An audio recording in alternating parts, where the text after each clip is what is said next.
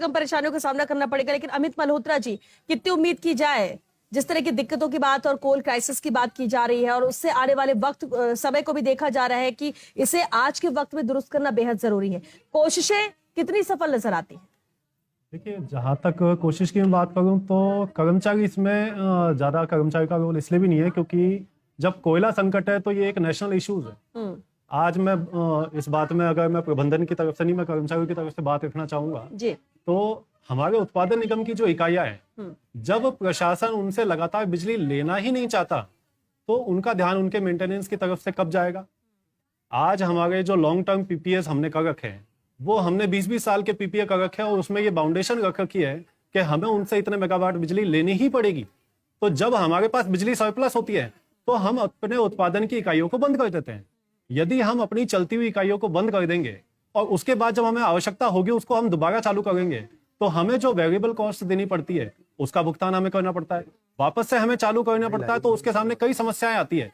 तो जब तक प्रबंधन इस ओर ध्यान नहीं देगा कि हमें लगातार अपनी इकाइयों को दुरुस्त करना चाहिए, उसका मेंटेनेंस सही समय पर करना चाहिए, उससे हमें लगातार बिजली लेनी चाहिए, हमें अपने लॉन्ग टर्म जो पीपीएस कर रखे हैं उसमें हमें संशोधन करना चाहिए।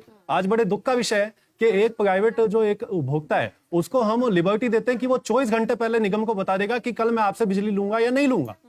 तो क्या निगम ऐसी पॉलिसी नहीं बनानी चाहिए कि हम उपभोक्ता को भी बाउंड करें कि भाई आप हमें बहुत पहले बताइए, हमारी इकाइयों को हम बंद क्यों करें, और जब हम हमारी इकाइयों को बंद कर देते हैं तो उसको दोबारा चालू करने में जो दिक्कतों का सामना करना पड़ता है उसका समाधान क्या है।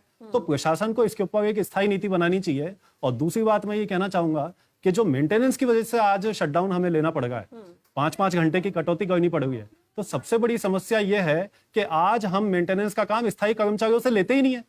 आज हमने सारी व्यवस्था प्राइवेट दे रखी है। आज वापस से गवर्नमेंट कहती है कि हम निजीकरण नहीं करेंगे, केंद्र सरकार को भी घेरती है। लेकिन जब हम बात करते हैं राजस्थान की तो आप देखिए पिछले 25 दिनों से पाली को है ना प्राइवेट देने का मुद्दा चल रहा है। को दिया जाता है, क्या स्थायी तौर पर ये काम नहीं हो सकते मेंटेनेंस रेगुलर? नहीं, निश्चित तौर पे हो सकते हैं। तो इसके लिए फिर क्यों प्राइवेट? ये तो सरकार की गलत मंशा है। आज मैं इसमें किसी पर्टिकुलर किसी कांग्रेस या बीजेपी की बात नहीं करूंगा। मैं आपको बताना चाहूंगा कि सन 2009 में पीपीपी मॉडल योजना आयोग के उपाध्यक्ष माननीय मोन्टेक सिंह आहलूवालिया जी ने लगाया। लेकिन इसमें राजस्थान में जब पीपीपी मॉडल लागू किया तो बीजेपी की सरकार ने लागू किया। मतलब लागू करती है कांग्रेस और उसको आगे बढ़ाने का काम बीजेपी करती है। तो इसमें सरकार का रोल नहीं है। जब हम वर्ल्ड बैंक के कहने पे काम करेंगे, हम बड़े उद्योगपतियों को फायदा पहुंचाने के लिए काम करेंगे, तो उपभोक्ता की जनता की कौन सुनेगा। हम सबसे पहले तो हमें ये देखना चाहिए कि ये जो बिजली का क्षेत्र है ये सेवा का क्षेत्र है या व्यापार का क्षेत्र है।